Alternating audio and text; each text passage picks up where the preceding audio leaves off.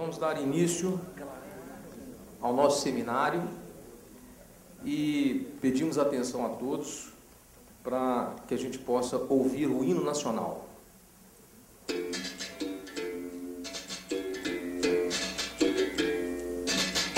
Ouviram do Ipiranga as margens plácidas de um povo heróico brado retumbante,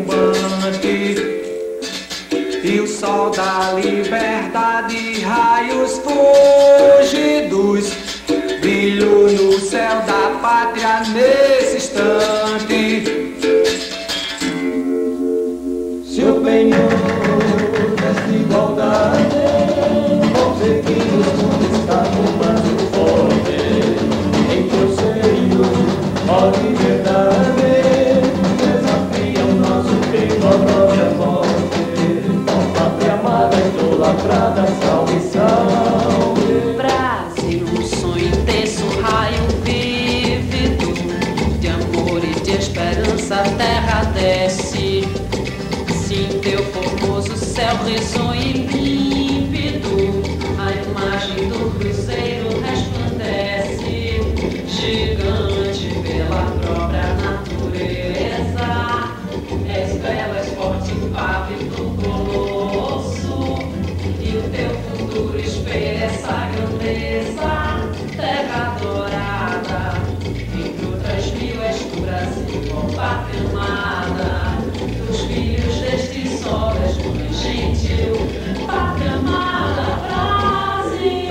Eternamente resistente, ao som do mar e a luz do céu profundo, das obras ecoando na América, iluminado ao sol do novo mundo, do que a terra mais caída, teus risonhos lindos campos têm mais flores, nossos bosques têm mais vida, nossa vida no teu seio mais amores, ó pátria amada idolatrada, salve, salve. Seja amor eterno, seja assim, a luz chega estrelado, tira o destino dessa mão, mas no futuro vitória no passado, a serve da justiça na morte, e na soberania da nossa luta, independente agora da morte, terra dourada, entre outras vilas do Brasil, ó pátria amada, dos filhos destes homens, mães, gentil, pátria amada, Brasil.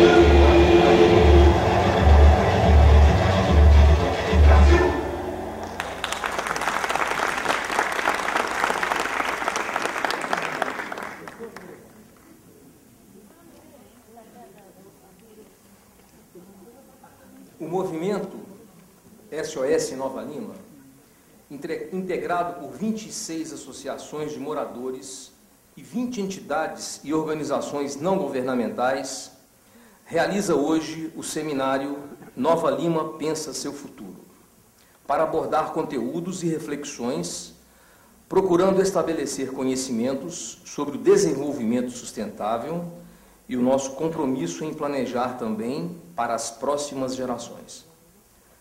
Para a exposição sobre a cooperação intercidades, o papel de Nova Lima na região metropolitana de Belo Horizonte, chamamos o doutor José Carlos Carvalho.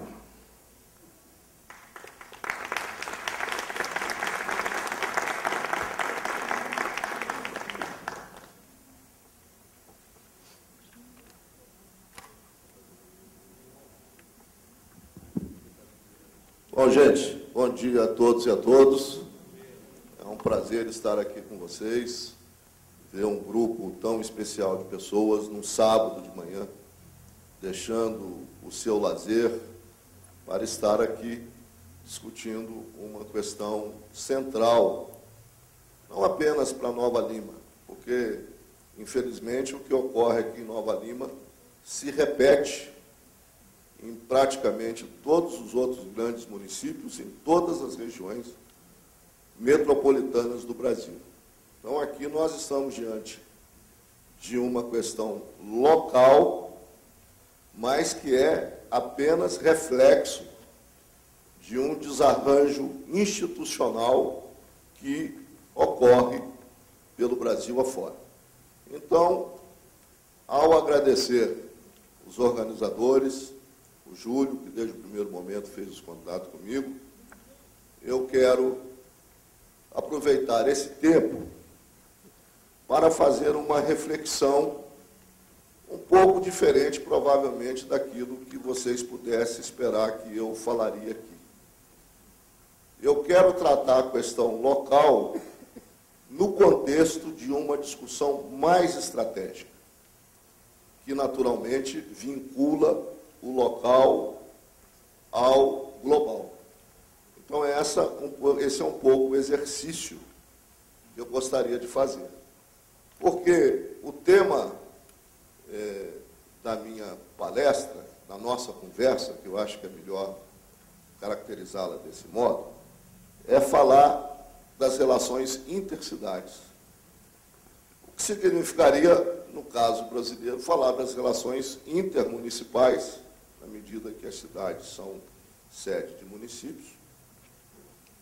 E isso nos remete a uma questão estratégica de debater esse tema no contexto do sistema federativo de governança que nós temos. Esse é o primeiro ponto que eu queria destacar.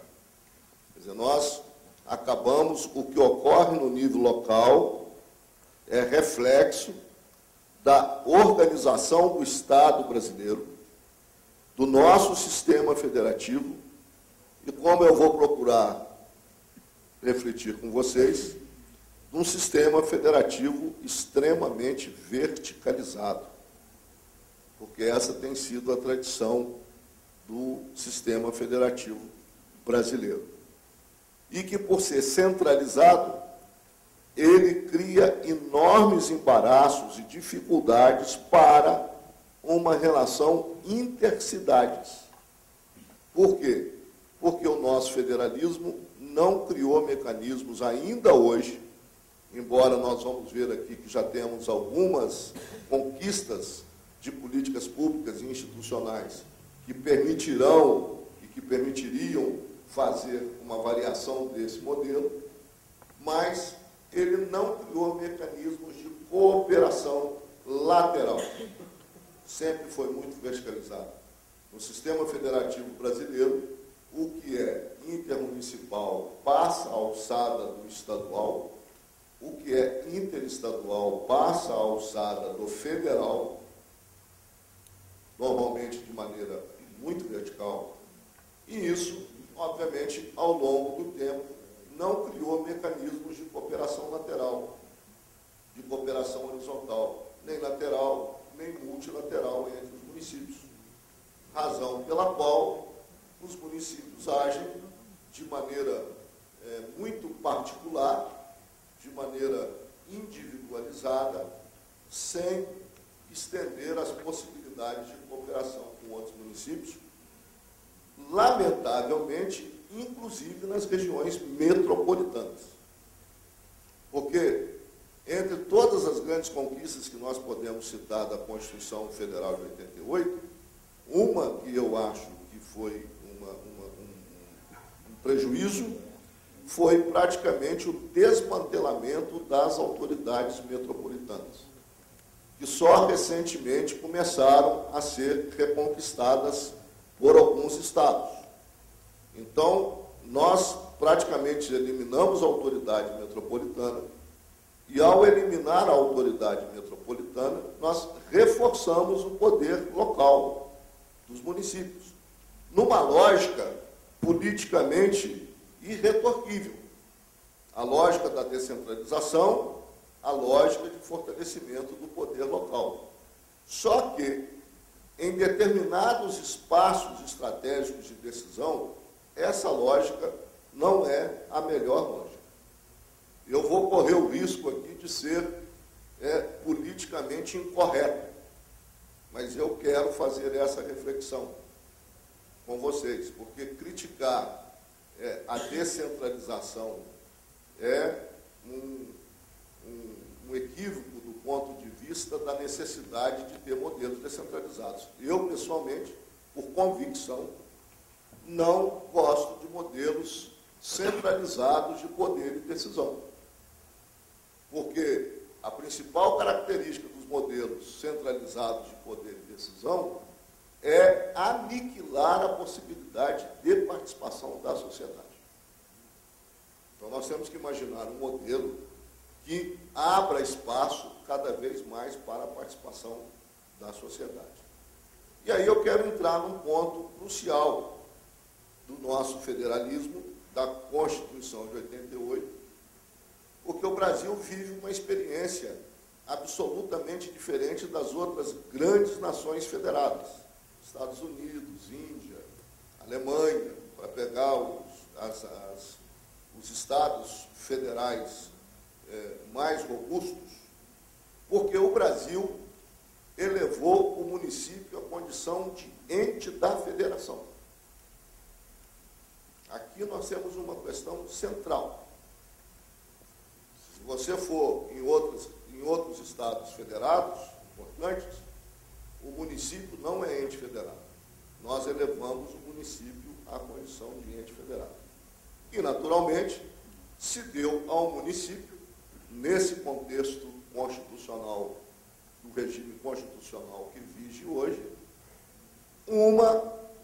um poder extraordinário e, principalmente, consolidou a competência do poder local nas políticas de ocupação e uso do solo urbano,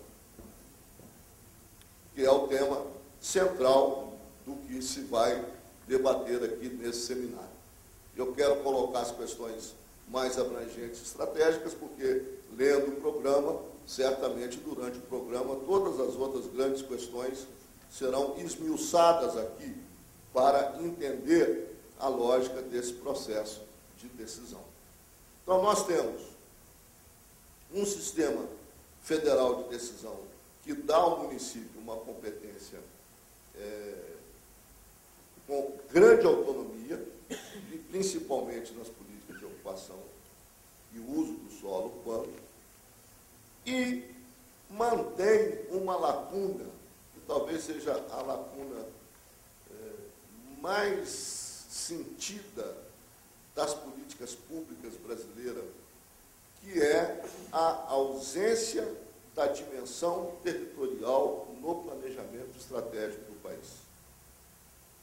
E esse continua sendo, isso não é um problema deste governo, isso é um problema histórico do Brasil, de sucessivos governos, que não conseguem incorporar a dimensão territorial no seu planejamento estratégico, a ponto de levar a um fracionamento do processo decisório, que cada unidade da federação, no caso os municípios, podem, com altíssimo grau de autonomia, decidir a ocupação do solo sem ter uma referência espacial que vá além do território do município. Aqui nós temos o caldo de cultura para todos os problemas que nós enfrentamos. Porque nós agimos com base no território municipal, sem uma referência espacial, sem uma referência territorial que vá além do território do município. E enfrentamos uma situação que eu considero ainda mais grave. E falo isso deixando claro que estou falando do ponto de vista institucional. A minha crítica é absolutamente institucional. O que significa isso?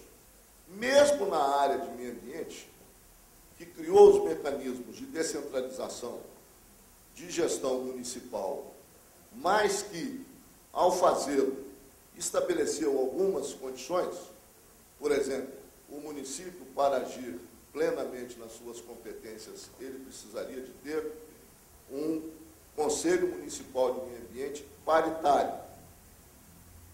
Isso não ocorre com a frequência necessária, ou essa